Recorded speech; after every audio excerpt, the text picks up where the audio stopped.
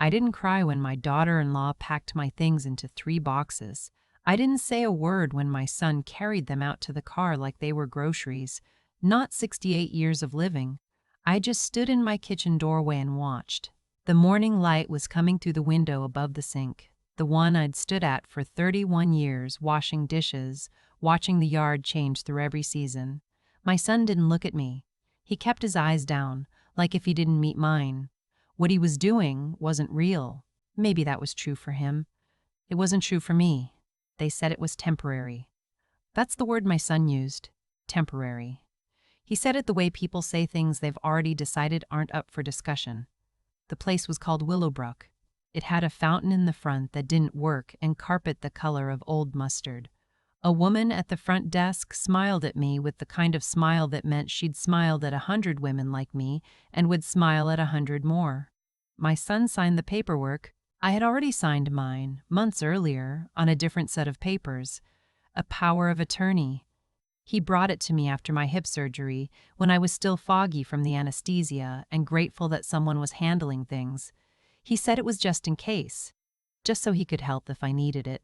I should have read every page. I didn't. My room at Willowbrook was on the second floor.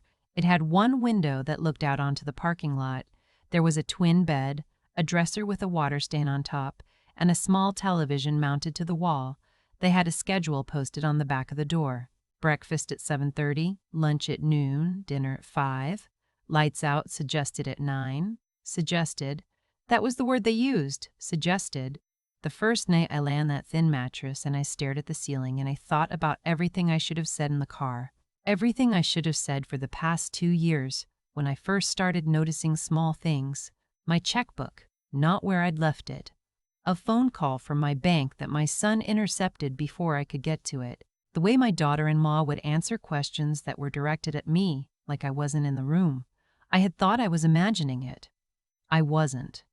I want to be clear about something. I am 68 years old. My hip had healed fine. I drive. I cook. I read without glasses, and I do the crossword every morning in pen, not pencil. There was nothing wrong with me that age hadn't done to everyone eventually. I forgot where I put my keys sometimes. So does everyone. So does my son, who is 41 and has no excuse. But I had signed the paper, and that paper, as it turned out, meant that my son now had the authority to make decisions about my living situation, my finances, my medical care. He had been managing my bank accounts for 8 months before I understood what was happening. By then, he had moved his family into my house. The second week at Willowbrook, I stopped waiting for him to come and get me. I understood he wasn't coming. I understood he wasn't temporary. And I made a decision in that parking lot view room, lying on that thin mattress, that if I was going to get out, I was going to have to do it myself. I started small. There was a common room on the first floor. In the afternoon, some of the residents played cards there. I started going down, not because I wanted to play cards, but because there was a woman who worked there, an aide named Bev, who was kind in a way that felt real instead of practiced. She called people by their names. She remembered things. She asked follow-up questions. I started talking to Bev. I didn't tell her everything at first. I just talked. About my life. About the years I'd worked as a bookkeeper for a small manufacturing company, 30 years until I retired. About my late husband. About the house I'd lived in since 1993. About my granddaughter who was 7 and had gap teeth and called me Grandma Lou, and who I had not seen or spoken to since I arrived at Willowbrook because my son had not brought her to visit and my calls to the house went unanswered. Bev listened. That was enough for a while.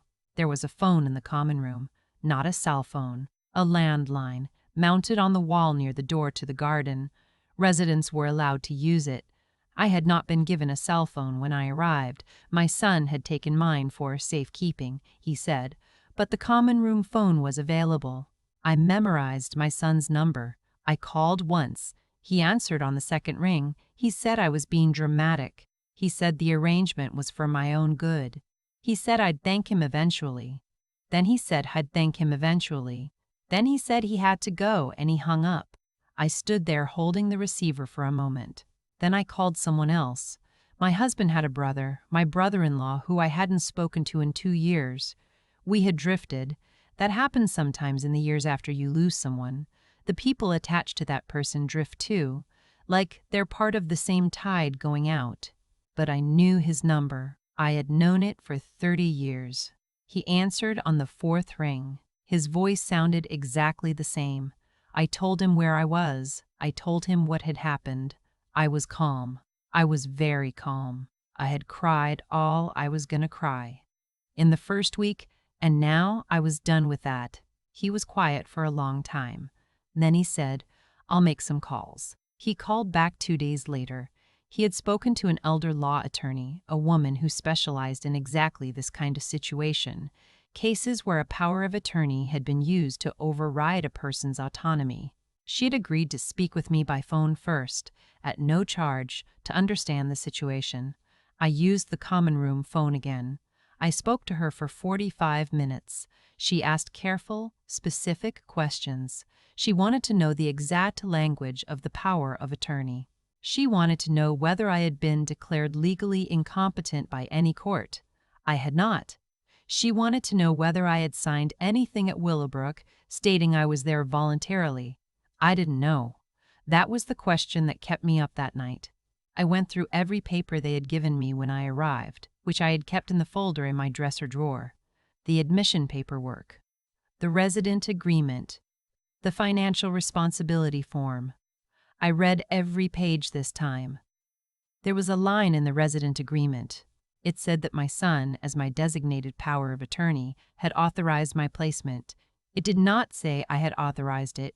It did not say I agreed. It said he had. That was the crack in the wall.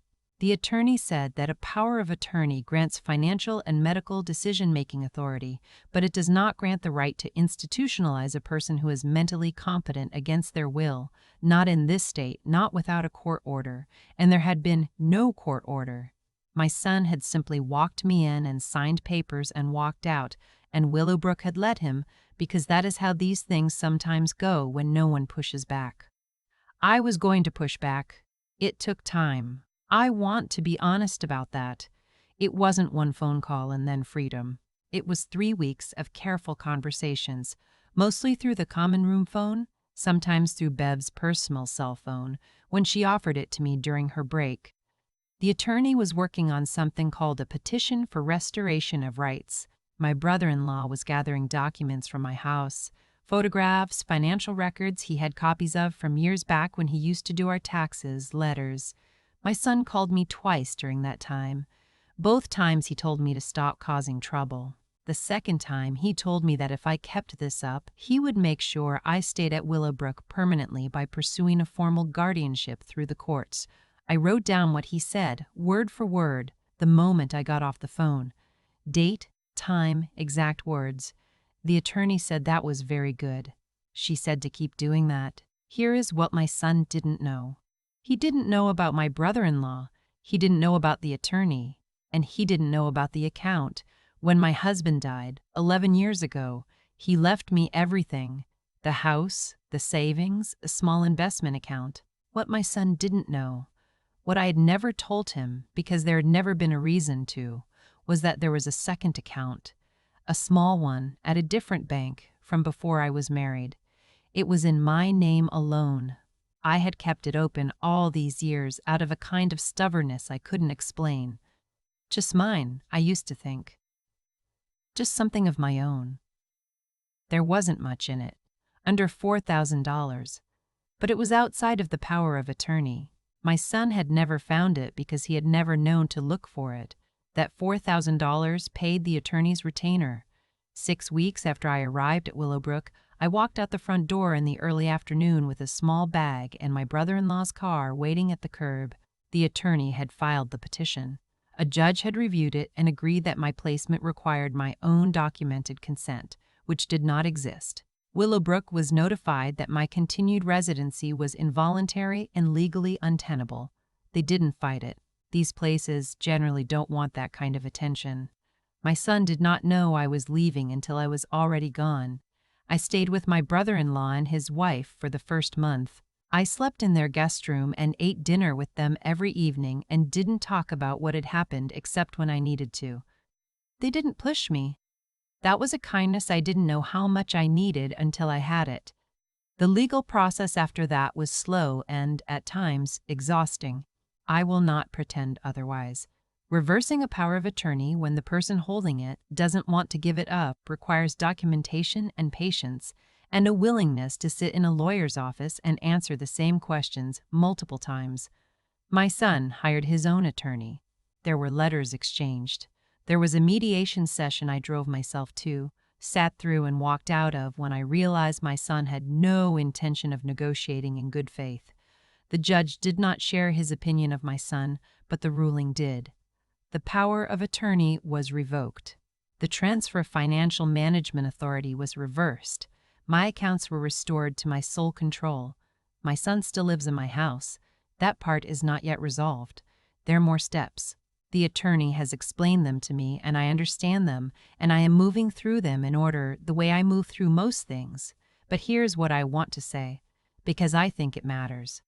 The night before I left Willowbrook, I sat in the common room after dinner. Most of the other residents had gone back to their rooms. Bev was finishing her shift and came to sit with me for a few minutes. She asked if I was nervous. I told her I wasn't. She said she didn't believe me. I said, "Fine, a little." She said something I've thought about every day since. She said, "A lot of people come through here who gave up before they started. You didn't do that." "I didn't," I said. She asked me why not. I thought about it. I said, "Because I still had things to do." That's the honest answer. Not anger, though there was plenty of that. Not pride, though I have that too. It was that I could see, very clearly, that I was not finished. I had a granddaughter with gap teeth who called me Grandma Lou. I had a house I had lived in for 31 years. I had a crossword I did every morning in pen. I was not finished. I called my granddaughter for the first time in 2 months from my brother-in-law's house on a Saturday morning. My son didn't answer when I called the house, but his wife did, and I asked to speak to my granddaughter, and there was a long pause, and then I heard little feet running on hardwood, and then her voice, high and out of breath. "Grandma Lou?" "Yes," I said. "It's me." She said, "I missed you." Just like that, no preamble, the way children say things that adults spend years working up to. I said I missed her too. I said I was coming to see her soon. She said, "Okay," and then she told me about a bird she had seen in the backyard, some kind of bluebird, and she described it for 3 minutes without stopping. And I stood in my brother-in-law's kitchen and listened to every word. I have said this once to Bev, and I will say it here, because I think someone needs to hear it. If you are in a situation where someone is making decisions for you that you did not agree to, where your voice is being treated like an inconvenience, where your life is being managed around you like you're a piece of furniture instead of a person, I want you to know that you are not wrong, and you are not finished either. Find one person you trust. One. Make one phone call. Ask one question. That's how it starts. Not with a dramatic confrontation, not with perfect information, with one phone call made from a common room wall phone on a Tuesday afternoon. That is how I started. I have my accounts back. I have an attorney who I speak to regularly. I have my brother-in-law's number saved in the new phone I bought myself last month, the one with the large text setting that I turned off because I don't actually need it. I have dinner every Sunday with people who are glad I'm there. I am working on getting my house back. My attorney says she's seen harder cases turn around. I believe her. And every morning I do the crossword in pen.